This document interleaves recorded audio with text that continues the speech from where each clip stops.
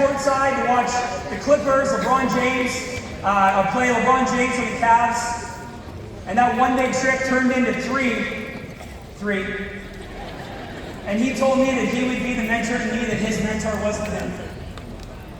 And our friendship was bonded forever. He checked in with my wife on a daily basis the year that I was in the hospital almost the entire year. This is the #1 public speaker in the world. Podcast in the world. Author of 2 best-selling books. And most importantly, my friend, my mentor, and my brother from another mother, and so many of you, on your feet!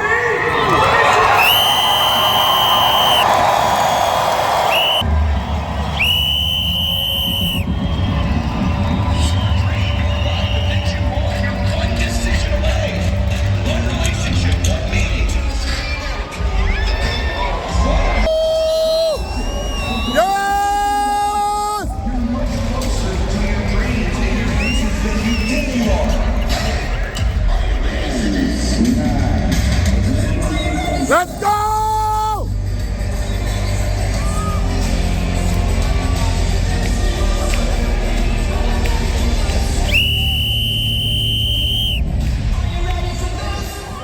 Yes! Yes! Yes!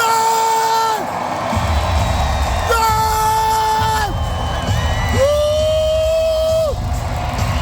Woo!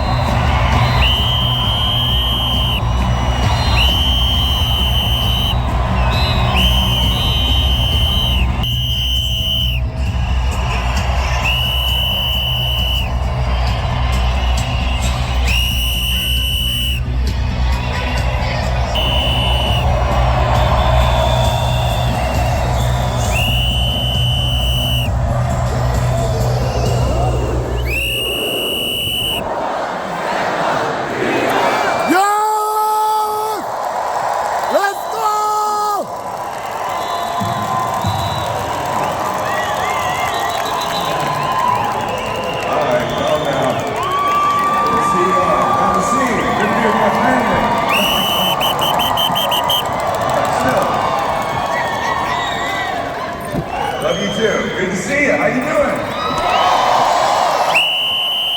It's so good to be here with you guys, man. It's so good to be with my family. I love you all. Thank you for all your support. And I've heard this is the best convention of all time.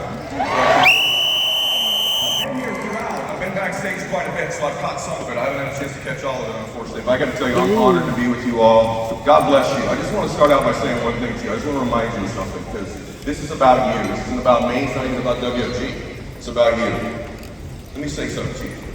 When you were born, there was greatness sown into your soul. You were born for a reason. You were born to do something great with your life. You were born to express that greatness. And don't let anybody ever tell you otherwise. I'm here to remind you, if you remember nothing I say, you were born to do something great with your life. And I mean you precious soul. When you were a little girl, you were a little boy. You were born with greatness in you. And if you don't express that greatness, at some point it's almost like a poison that starts to eat us from the inside. So I want to challenge you to do something great with your life. Can I get an amen on that? Say yes. Amen! I gotta tell you, life will humble you. I have to tell you the funniest thing. So, by the way, I know that video is cheesy. I'm sorry. I got my team to shrink it to like a minute because the rest of it was even cheesier. And what I don't like about that video, or any video, is that it might convince you that me or anybody else up here is different than you. And I've heard other people say this here today, but I just want to be very clear with you. I'm the son of an alcoholic and a drug addict. I'm a guy who struggled with his self-confidence all of his life. Still does. Still do. I love you too. I still struggle with it. But I'm a dude who found WFG. And I want you to understand something. This company changed my life.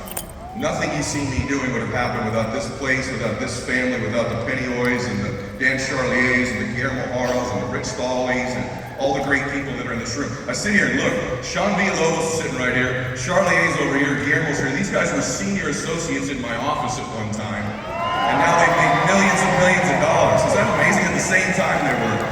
And it takes me back, before I get kind of rolling, something awesome happened this morning. Life humbles you. So I'm getting ready this morning. I have another talk down the street at another place.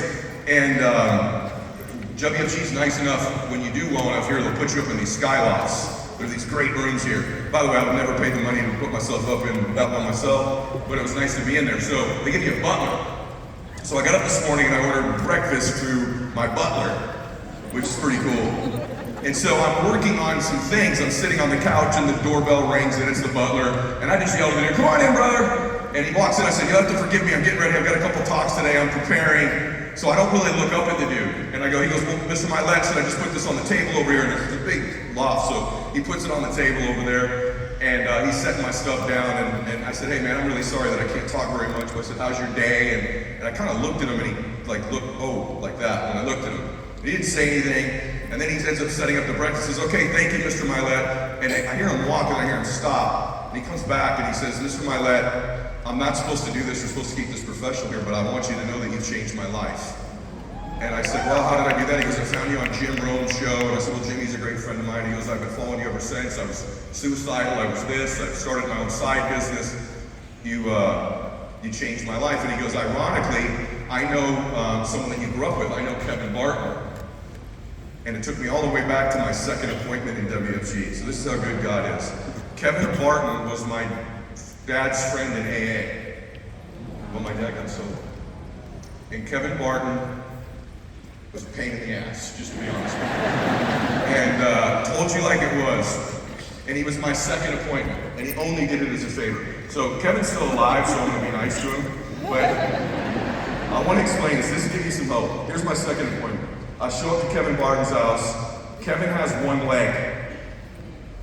And back in those days, prosthetics weren't really good. So he had, my second appointment was with the dude with a wooden leg. Okay? And so when I get to his front door, the leg's off. So the first thing is he opens the front door and he goes, "Hey," instead of toothpick, he goes, "All right, get your ass in here. Show me this shit."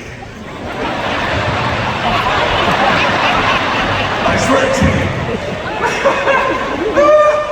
And I'm terrified. His wife's name's Terry. And we sit down, and I'm just shaking like a leaf, giving him my little flip chart. There was no technology then. I'm flipping through the pages, and I'm just, oh gosh! It's like, I was so bad. So bad. And at the end of it, it was so bad that I was so nervous, I literally handed it to him. I go, just read the rest. Read the last 3 slides. He just reads it. My big close was, "So, what do you think?" That was my close. And I remember he leans back with his stub leg up on the table, toothpick in his mouth. He goes, "Tell you what I think." Pulls a toothpick out. He goes, "I think you suck at this." I go, "Anything else?" He goes, "No, man, like, you really suck at this." And then he offered me a job. I'm not exaggerating. Working on the Embassy Suites as an electrician's apprentice down in Brea, California. You're from Southern Cal. There's an Embassy Suites there. Just so you know, I was an electrician's apprentice for 6 months after how bad this appointment went. True story. And then I got back into WFG. True story. Here's how the rest of that appointment went. Damn true story. He goes, "Look, I ain't buying any of this crap from you. I don't believe you. I don't think I need it." Because I'll tell you what, because I'd gone to college and I'd stolen a bunch of bases in college. I was fast. And he goes, "I'll tell you what, if you can beat my son in a foot race in the middle of the street, I'll buy." So here I am, totally broke. Nobody on my team, everybody I recruited had already quit. One dude stayed. I recruited like about 15 people, 14 were in the witness protection program, one would show up once in a while. True story. And he goes, "And I just bought this new suit, it was turquoise, that I was wearing, and I bought it at the Men's Warehouse." Anybody remember the Men's Warehouse? Yeah. Like a $90 suit, I was working it. And I got dress shoes on. He goes, if you can beat him in a race, his son was a freshman or senior on the football team, I'll buy this crap from you. I go, let's race. So by the time I agree, he's told the whole damn neighborhood. So my second appointment, basically, a wooden-legged one man tells me I suck as he pulls a toothpick out of his mouth, and then he goes, let's go. So we get to, it's a cul-de-sac. We get to the end of the street, and it's me and his kid, and now there's like about 40 neighbors out there. And I'm gonna beat this dude. But I'll be real honest with you, maybe y'all can relate to this. I went from being a pretty good athlete to being in WFG. And my office, where I was in an office, was on the upstairs, the downstairs was a Taco Bell. So I'm drinking Mountain Dews like they're going out of style every day, and I'm on these burrito supremes like you cannot believe. So I'm packing on a few. I'm not going to the gym back then. And me and this kid, I'm only about 5 years old, the streets are all screaming, wooden leg Kevin's at the end of the street. This is a true story. Ready, set, go, bam! And I am smoking it. And I can feel him behind me, like I got this, we're buying, $25 term policy in the bank. Bam! And all of a sudden, my head got a little heavy in my belly, and my head started to get out over my legs. And I bit the dust. Bam! Rolling down the street as this kid goes right by me and wins. And I get up, my suit is completely ripped, I've cut all my leg open, and this one-legged man goes, sorry Charlie, no bye. And he hops back into his damn house. Here's what's crazy. I swear to you on my son, this is true. Nolan, my butler, was there for the race. Oh. Wow. Now, he didn't know it was me until I told him the Kevin Barton story. He goes, Mr. Mylet, I swear to you, you had like a mullet at the time, party in the front, no, business in the front, party in the back. So that's exactly what I had. He goes, I watched that race. I felt so bad for that guy, whoever it was racing to get a sale in the middle of the street. I go, that was me, man. That was me. He goes, dude, you've given me tremendous hope in my life. That's a true story. The butler in my damn Skyloft today was there for the race of a lifetime.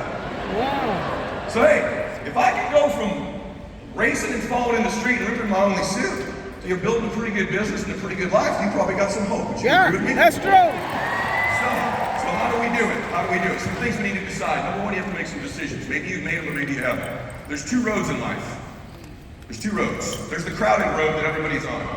All your friends are on, most of your family's on, and you're gonna be tempted to be on for the rest of your life. There's a crowded road. Everyone's on it. It's easy street. In fact, it looks a lot like this. Here's what it looks like. It looks like a merry-go-round.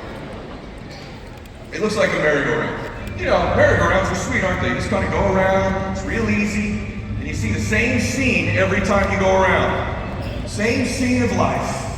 Not real bad, not a lot of butterflies, it's kind of cute.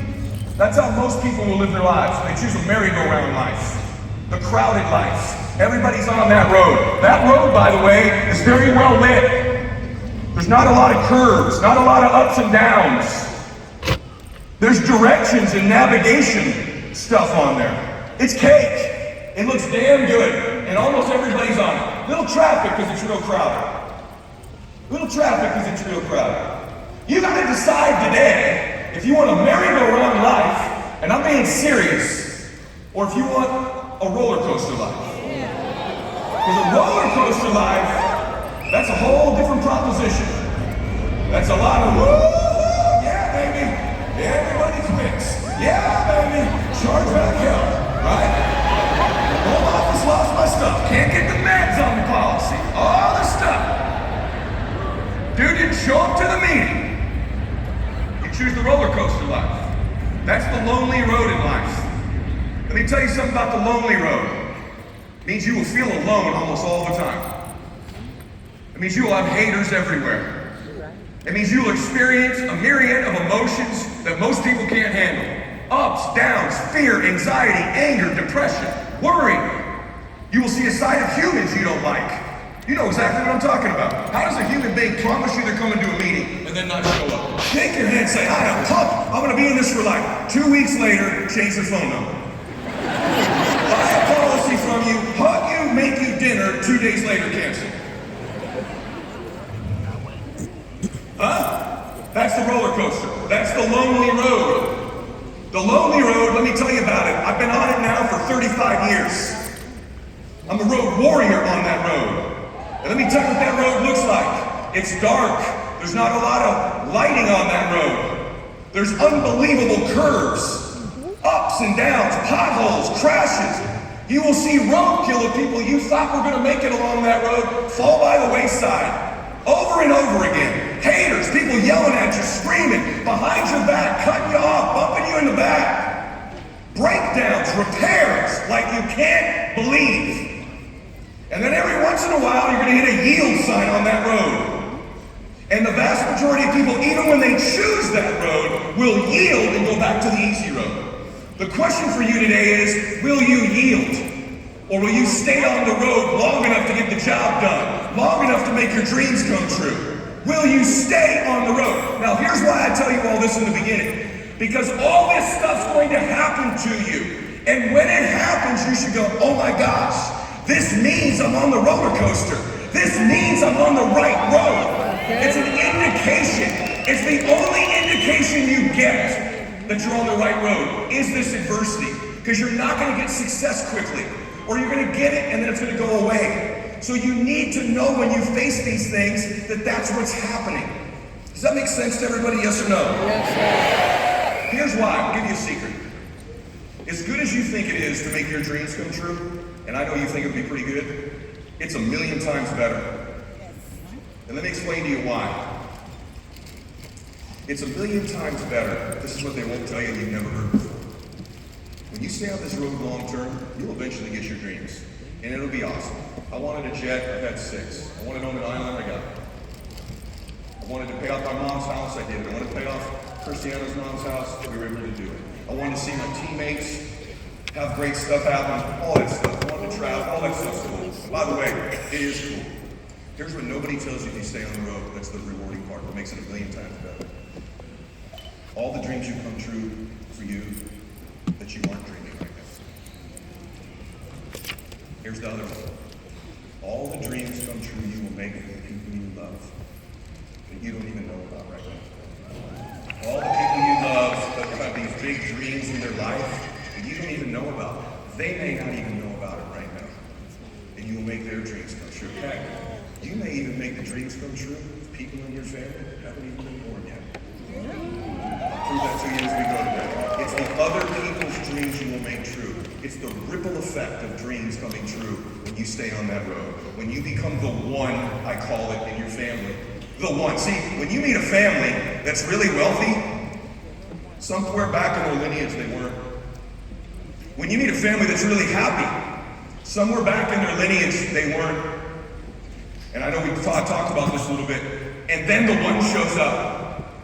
In every family, there's the one. The one shows up. The one. In my family, I'm the one. I'm the one who got up early. I'm the one who took the chargebacks. I'm the one who stayed up late at night. I'm the one who took the rejection. I'm the one who had the people quit. I'm the one who kept doing meetings. I'm the one who woke up at 3 o'clock in a panic and worried. I'm the one who took the hits. So at the Mylets, the world will never have their thumb on the Mylet family ever again. And listen to me. You are the one in your family. And by the way, they don't come as you think. No one would have picked me. Shy little Eddie. No one would have picked me. Nobody would have picked you. That's why it's you. Or are you just going to be another one? No. Just another one. Just another person in WFG. Just another recruit. Just another person who came to a convention and got all excited. Just another one.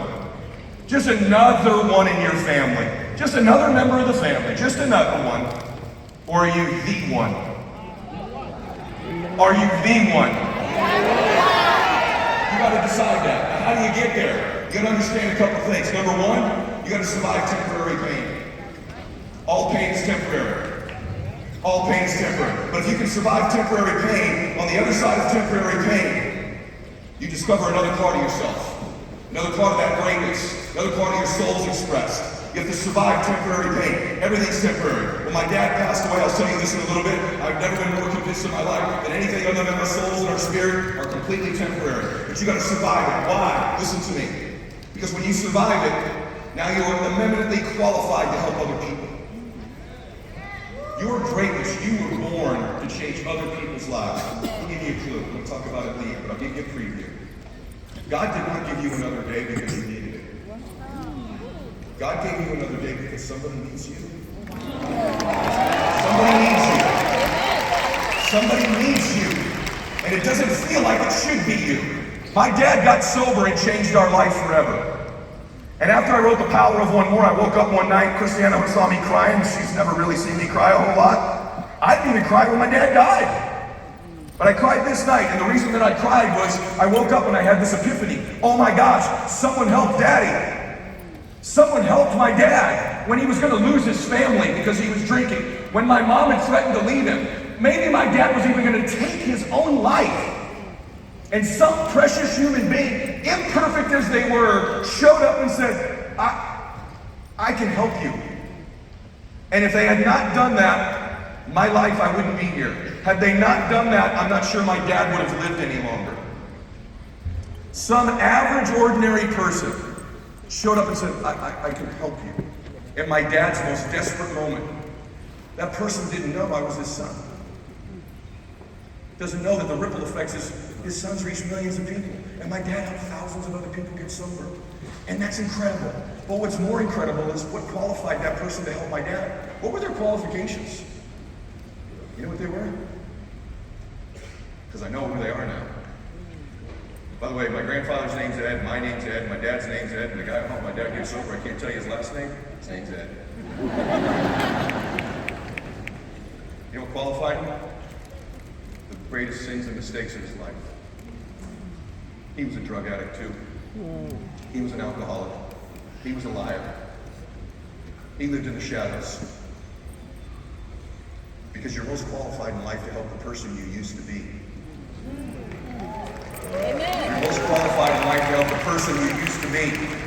And so that person, because of that, was qualified to help my father in those moments. It's not how perfect you are. God will use these situations to help you change other people's lives. So what's that mean? If you used to know nothing about finances and now you know something, you can help everybody who knows nothing. Yeah.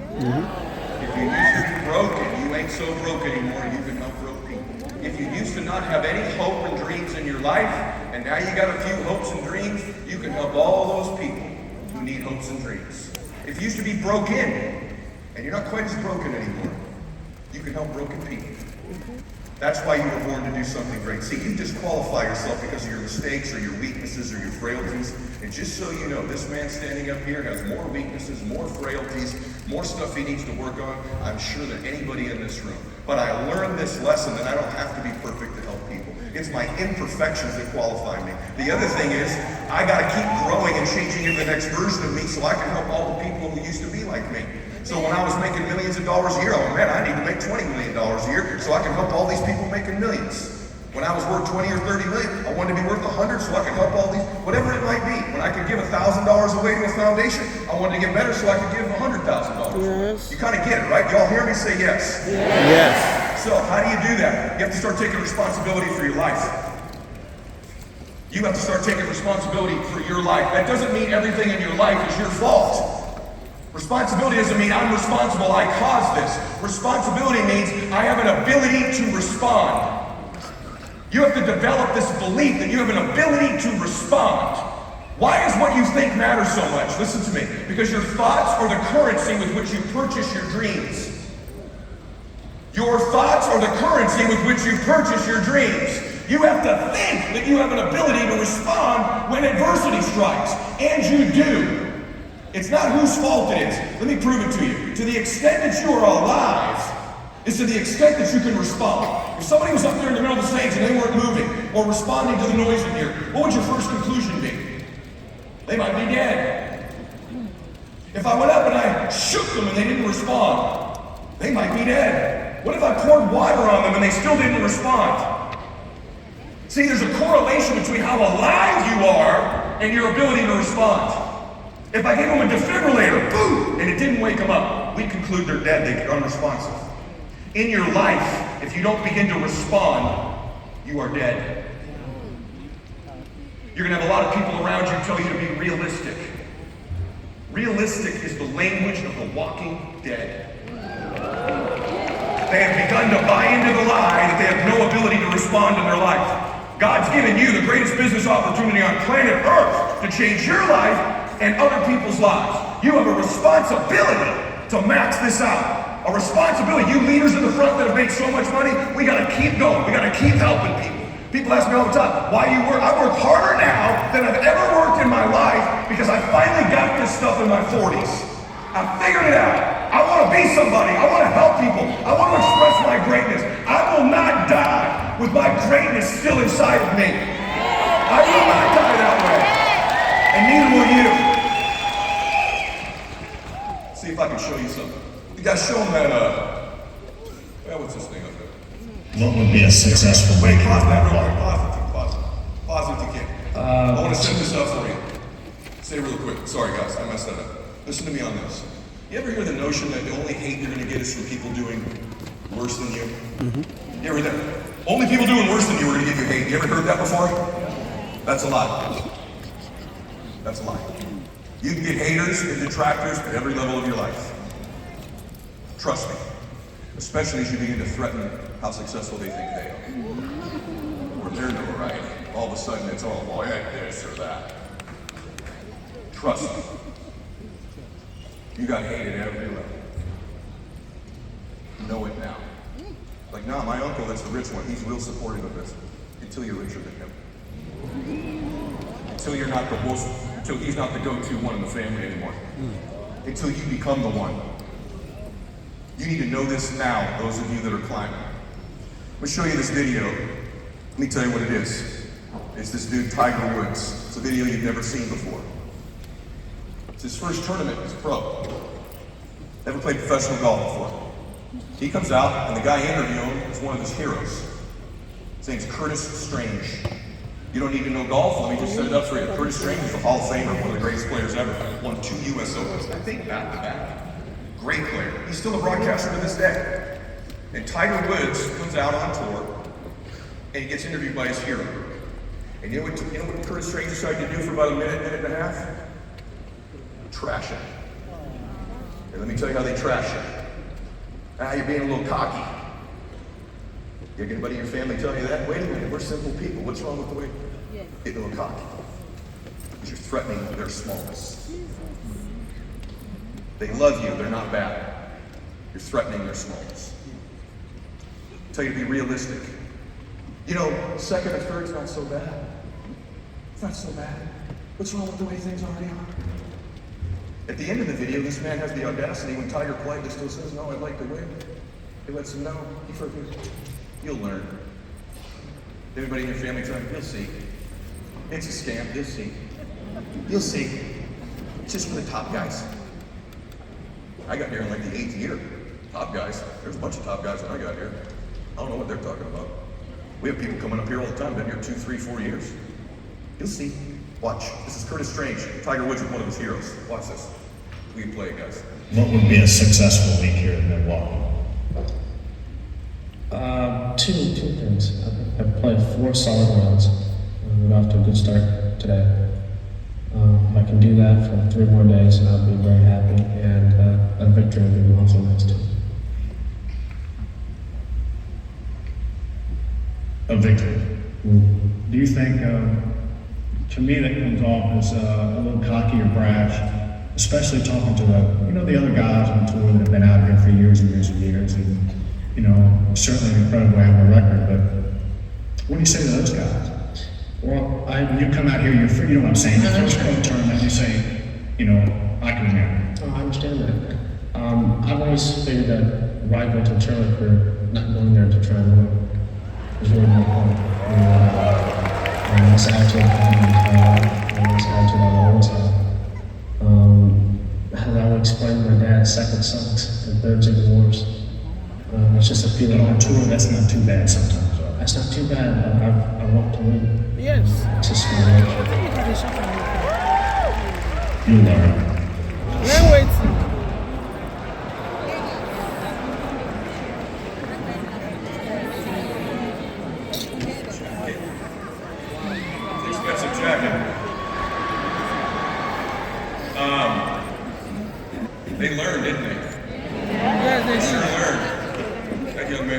thump on everybody for about 20 years. Okay? You got a bunch of people around you whispering, just so you know. You should learn. You need to put a thumping on somebody. Yes. You need to crack open a big old can of whoop ass on everybody's lives.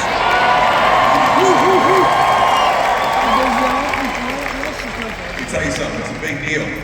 Winning is more fun than fun is fun. I'll prove it to you. Let's click through that. I don't have time. Oh, by the way, if you want me to help you out, I made some WFG specific content. You can scan that. It's free. Just scan that link real quick. So I want to tell you about my son. I've talked about Max a lot. My favorite person in the world until he died was my dad.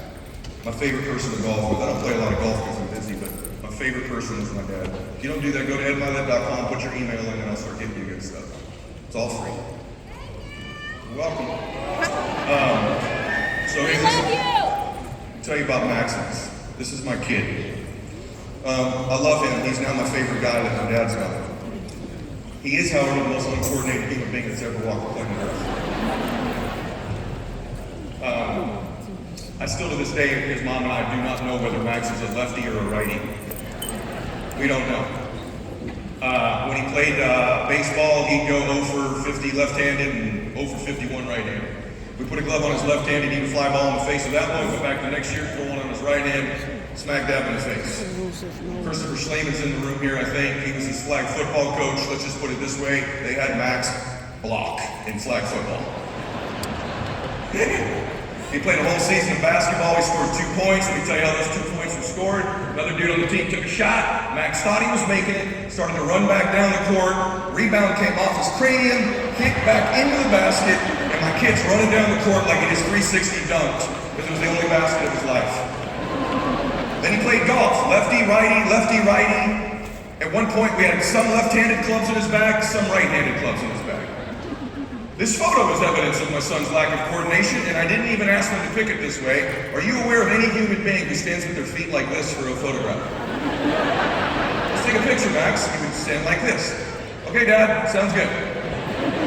I got 5,000 pictures of my kid standing like this. Sometimes he's like this. It's just not a lot of coordination there. We moved to La Quinta, Palm Springs area. We picked golf. I picked golf with Max. Here's this reason why. It's 5 hours with my son. I was busy. I could spend 5 hours you caddy for your son. I loved that experience of the 5 hours. We made it all about fun. My son took that very literally. And so for 3 years, Maximus finished last in every single tournament we played in. By a lot. And by the way, where we moved was mainly professional golfers and their sons. So I want you to picture at most tournaments, this is me dressed up, but at most tournaments, I would show up with like a tank top, my tattoos, Adidas sweats. I may have been dabbling in creatine at the time, and a lot of creatine, and my kid was dressed like a ragamuffin. Some kids, clubs lefty, some righty. We're playing against a guy who won on the professional tour. He's dressed in a perfect Ricky Fowler outfit, custom clubs, massage therapist. By the way, Holbrook, that massage offer still exists if you really want to go there. And swing coach, and the kid with the matching clothes against me and my kid. So we play every week. Max is the sweetest kid in the world. If he topped one of the lake, he's like, hey Dad, we're having fun. I'm like, yeah, Max, freaking blast, bro. This is great. Other boys would bomb one down the middle. Hey, good shot, Jacob! We're like, dude, do you get the whole point of... It got to the point where when he would get home, his mom never asked him how he played or what he shot. It was just, did you have fun? When he would get out of the car, we had this routine. When he'd go warm up, I'd say, hey, buddy, because I know, Dad. I said, well, let me just tell you again. If you win today, I can't love you anymore. And if you lose, I won't love you any less. Thanks, Daddy. Let's have fun. And he would go out. Now, what I didn't tell you is, my son, even though that would happen, would get up every day before school for a couple hours and hit golf balls. And after school, because he knew he wasn't as gifted as the other kids, he would leave school, by the way, never got a B, ever, valedictorian, but he would come hit balls for several hours until it was dark every day. Because what I didn't know, really, was that he wanted to win. He wanted me to push him. He wanted to compete. And the fact that I wasn't was actually sending a message to him that I didn't believe in him. It's okay to push your team, as long as they know you believe in them. And so this day, this is Max warming up before our tournament. Let me tell you what happens this day. Our lives changed.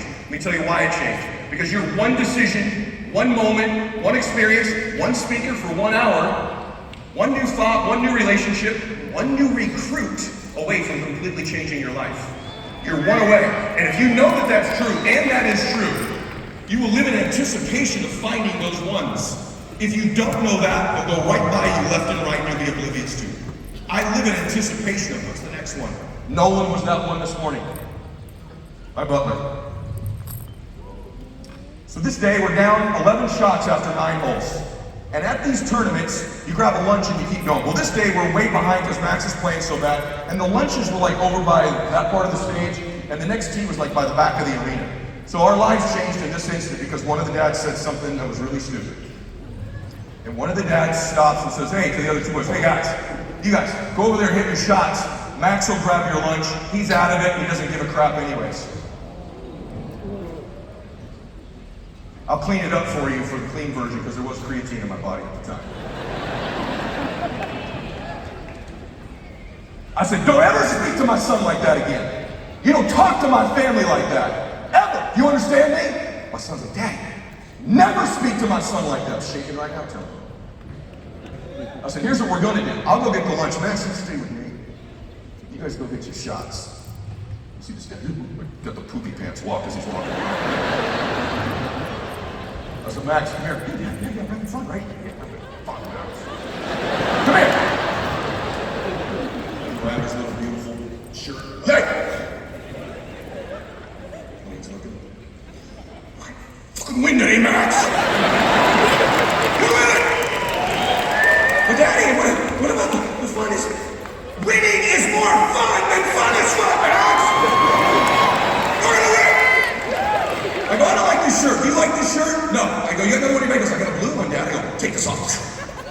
Take the blue one, put it on. Now I'm anchoring. I go, Max, this is the winning shirt. You know, Tiger wears red, you're wearing blue. We're gonna compete, we're gonna win, we're gonna win, we're gonna, okay, dude. I said, listen to me. Here's the 2 rules. Number 1, no practice swings. Number 2, we've never done this before. I'm gonna tell you exactly what club to hit and exactly where to hit it. You hear me? It's okay, Dad, okay.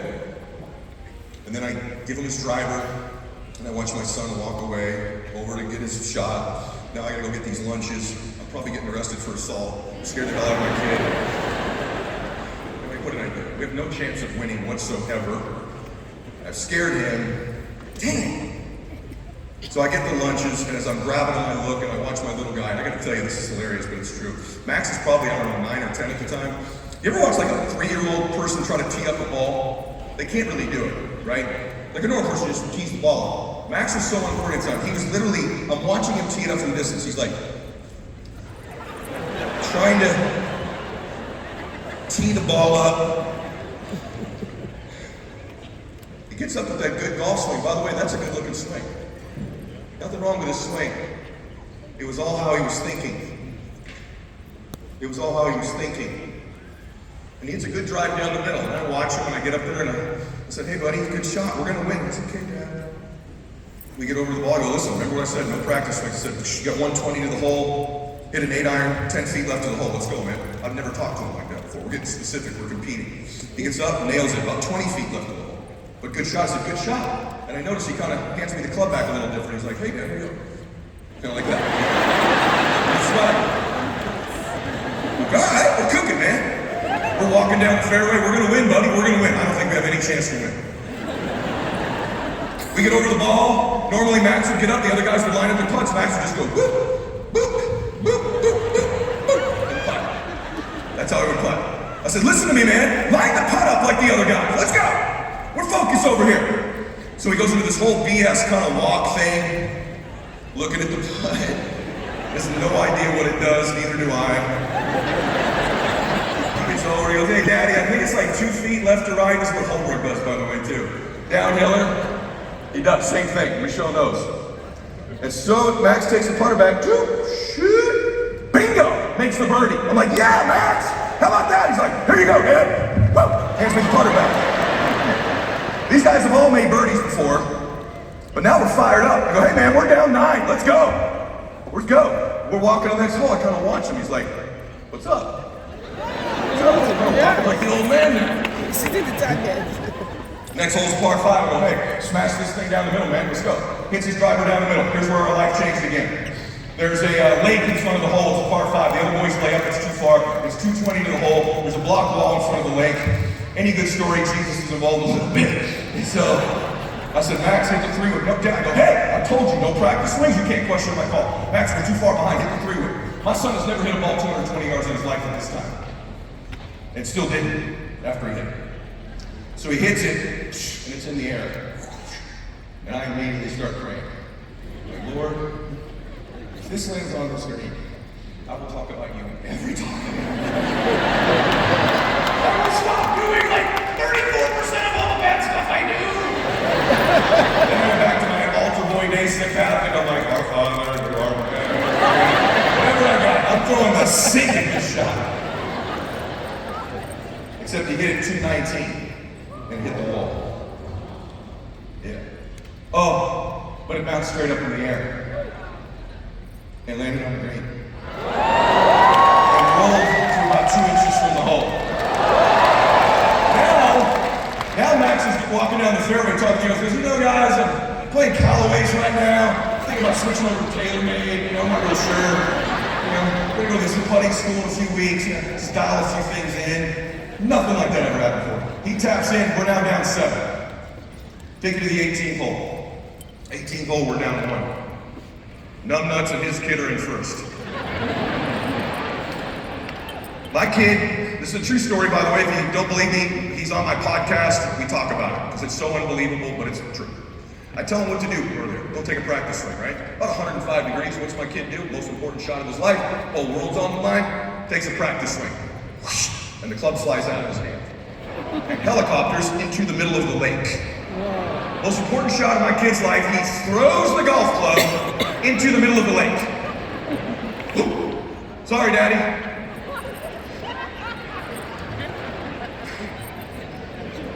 Power of one more, Max. We got one more club. Hit your 3-wood. He hits a good 3-wood. We get down there, he's about the same distance as their drives. Numbnuts walks over to his kid, there's a lake in front of the hole, and I hear Numbnuts say, Jake, don't hit it in the lake. Max, come here. He's gonna hit it in the lake. You never tell somebody what not to do. Sure enough, he hits it in the lake. Well, Max, let's go, baby. You got 110 of the hole, hit this thing 10 feet left to the cup, let's get out of here with a W. I've never talked like that in my life. It's okay, Dad. Gets it about 11 feet left of the hole. I go, good shot. He goes, yep. The other kid's so good, he pulls out from the other side of the lake. Here's the deal. Max 1 putts, we win. 2 putts, play off with Numbnuts. 3, we lose. We get up to the hole. Max does his little BS walk around the ball. Neither one of us have any idea what's going on. He gets over the putt, putts it. Dingo! Makes it. Birdie! Bam! We win, Maximus! We freaking won! He goes, Dad! Winning is way more fun than fun is fun! Turns out he's been there the whole time, buddy! He's like, oh my gosh! And I'm parading around the green like we won the Masters, you know? This is him afterwards. That's him with his medal and a blue shirt. Look at his face, right? Now you don't know this, but this boy's life changed in that moment. Forget golf. Winning can change you. Winning once can change you. That's why these awards matter. Secondly, he's still uncoordinated. You see LeBron with an NBA title? Never seen it. Only hiding. But here's what ended up happening. He started winning. I think he won 23 in a row. That day he shot 64. That's pretty good. That was me and him playing together. I got some credit. I must have made a putt or something. This is me and him golfing in Cabo a few years ago. We are doing genetic testing. Let's see.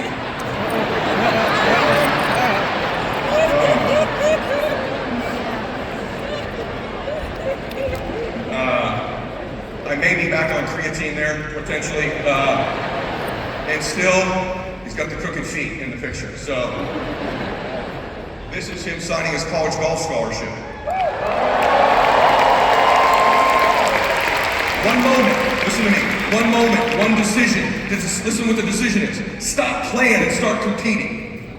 Too many of you are playing with your life. Too many of you are playing because you don't believe in yourself. You gotta start competing, and you'll find something in you This greatness in you begins to get revealed when you compete. Trust me, it starts to get revealed when you compete. This is me and him last week. Last week, he and I played in a member in a tournament, and we won the darn thing. And still continues. By the way, more specifically, he won the darn thing, and I kind of carried the bag most of the time. But we're a team, he and I. He just qualified for the Arizona Open the next day. He's beating professional players now. Now, I'm not telling you that my son's going to go be the greatest golfer in the world. What I am telling you, his identity's changed. Who he believes he is has changed. His confidence has changed. His swagger's changed. His kindness, his heart, his generosity, that's not changed. But this has changed big time. I want to challenge you to start to compete. I want to challenge you to try to win in your life. Winning cures a lot of things in our lives. Let me show you about that. This is my dad. I've told this story before. I'm not going to tell the story you think. This is my dad. That's my dad. My dad's favorite thing to do was golf with me. And when he got cancer, that stopped. So I taught my dad all the visualizations so my dad could go play golf visually with me. And this is during COVID. If you notice, my dad's wearing a golf outfit as he's in his hospital bed. He would change into that every day. He didn't want anybody to see him in a gurney or one of those outfits. This day he called me. I was downstairs. He goes, my dad had a real deep voice like mine. I kept his voicemails when he got cancer because I knew he would change his voice. So I can still listen to my dad's old voice now that he's passed away. They're my favorite messages when I get down. I just play a message from my dad. Even today. Hey kiddo, I love you. You're gonna do great today. He would send me those messages before big moments. I still play them. This day he called me. Hey, what are you doing? I go down here in the parking lot, man, writing a chapter of the book. What are you doing? Just playing pebble with you. There you are. How'd we do? I played great. Shot 67. I finally birdied 18. I go, good. He goes, man, what was? You play like shit.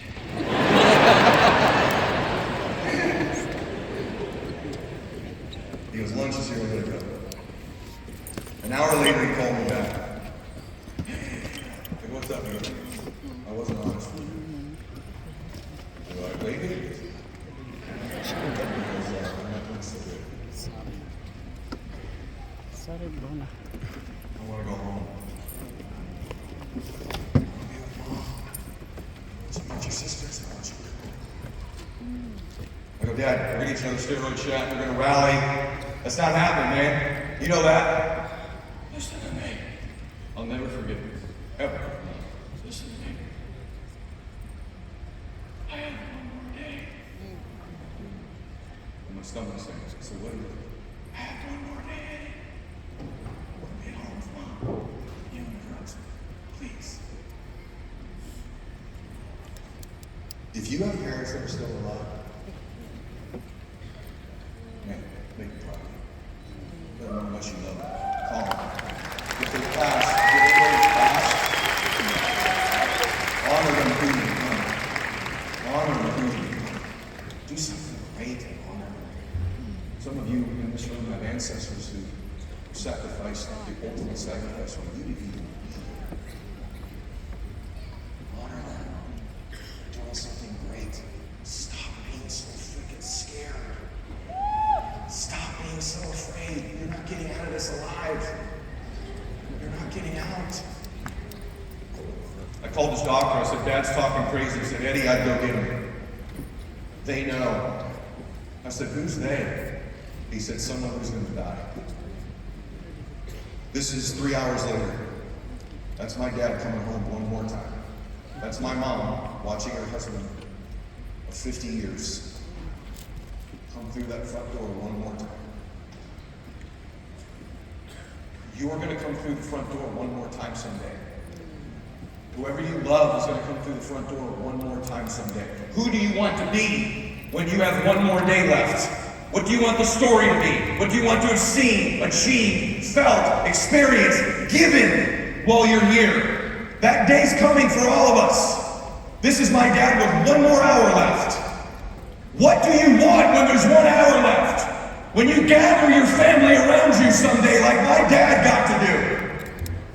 Someday your children and grandchildren and great-grandchildren, many of which haven't even been born yet, will be gathered around you with 1 hour left.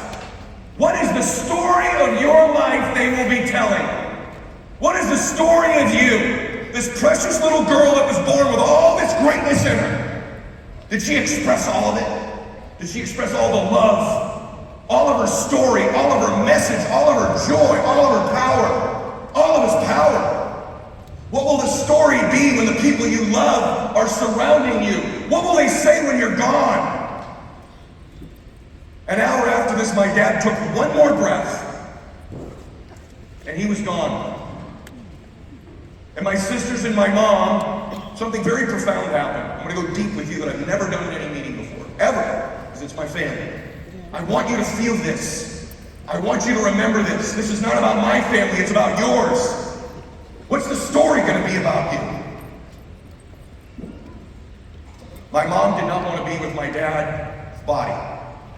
Or with my dad, and neither did my sisters.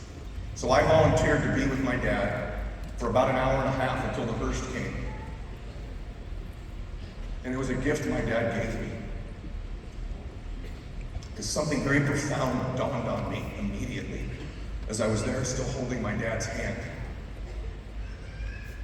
My dad was gone.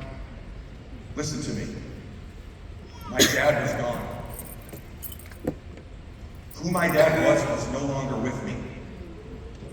His body was there. His awards were there. His house was there. His achievements were there. But he was no longer there. And the reason is you are not your body. You are not your achievements. You are not your possessions. You are not what you accumulated. You are none of those things. You can make your own conclusions about what you really are, but I know you're not those things. You're an energy. See, listen to me. Listen close. You can't take it with you. But you can leave something here. But you can leave something here.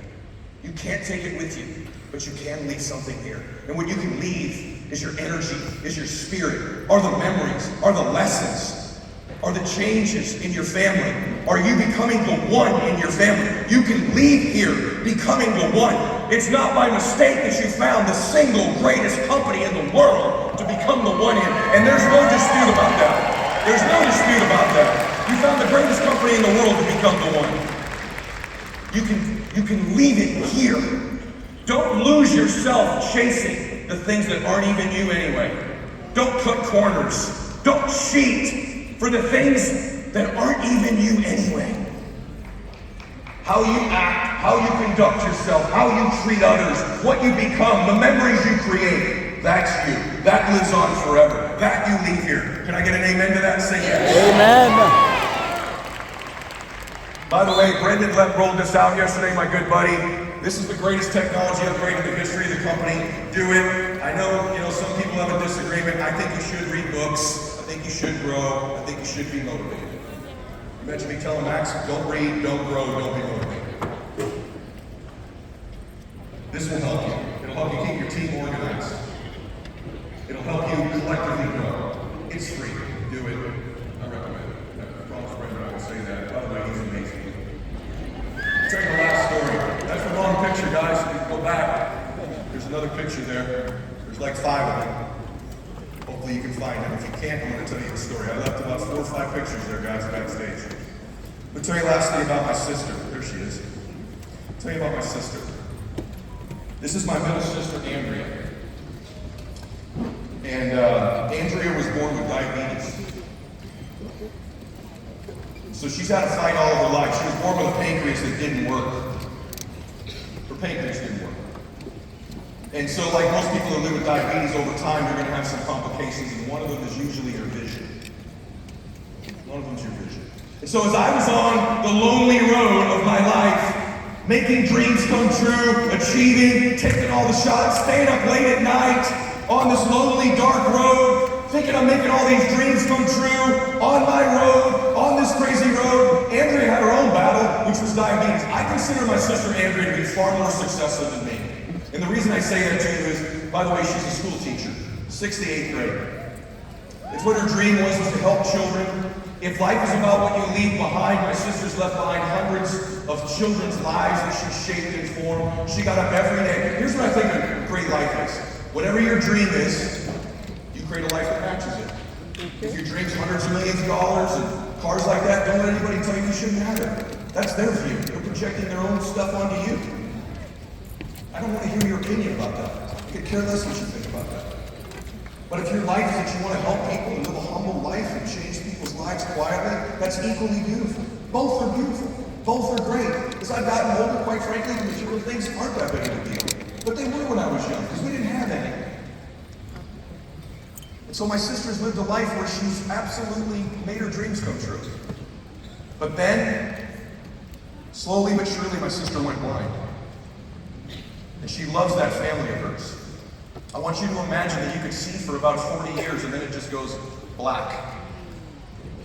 And what that took from her was her inability to see her children, her husband, Brian, they had a beautiful marriage, her mom, my dad, who was alive then, but she also couldn't teach anymore.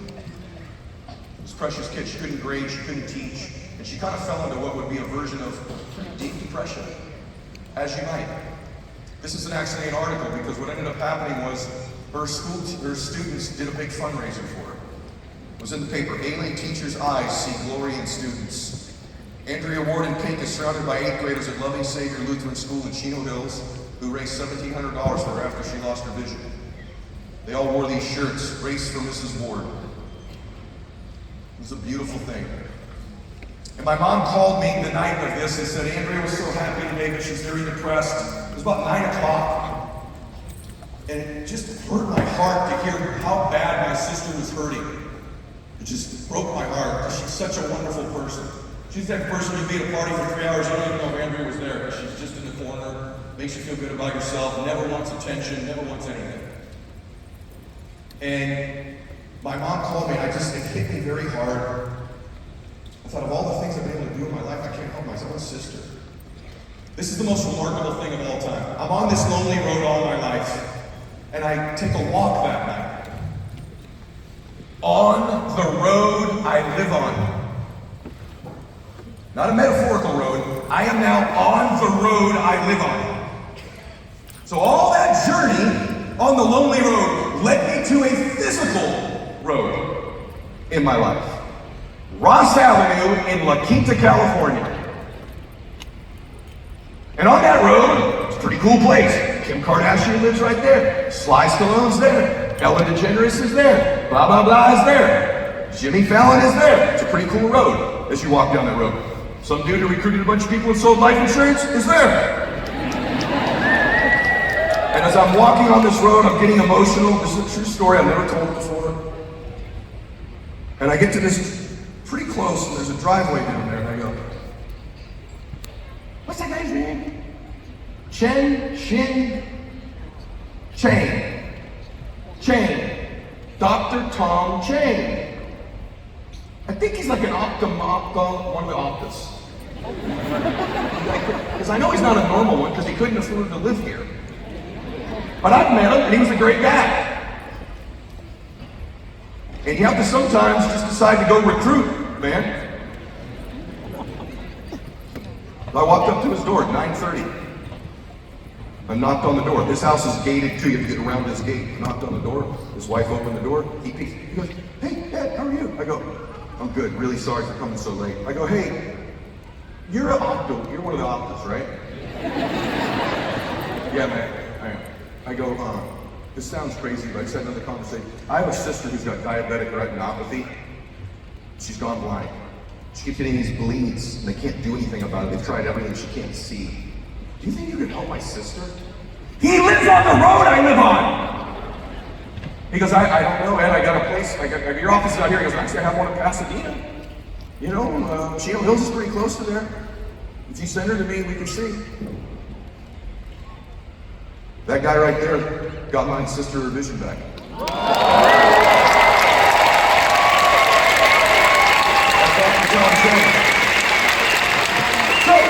Well, I was about recruiting and building and getting chargebacks and conquering the world and going down my dark road, making a dream happen, having a setback. Little did I know that I would literally eventually live on a road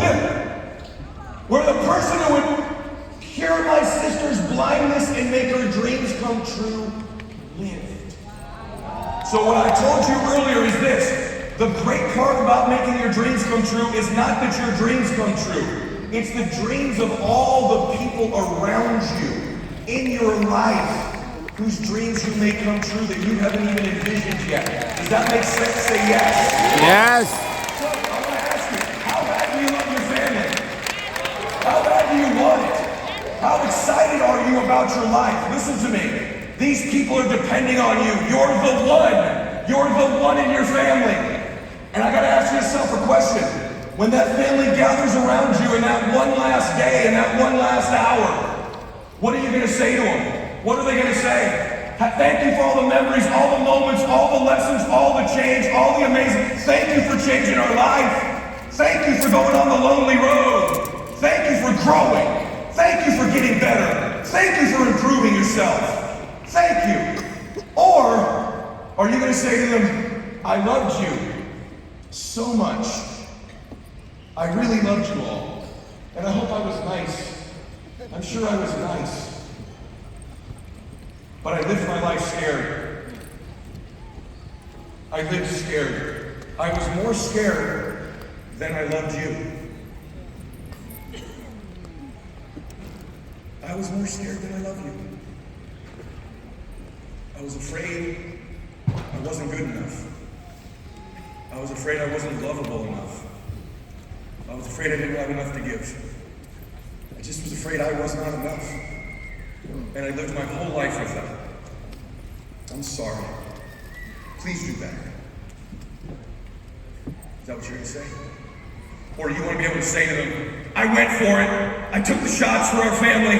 When everybody else quit, I stayed. I kept rising up. I kept getting up. I kept doing it for you. I stayed out late for you. I talked to more people for you. I kept getting better for you. I kept growing for you. I kept trying for you.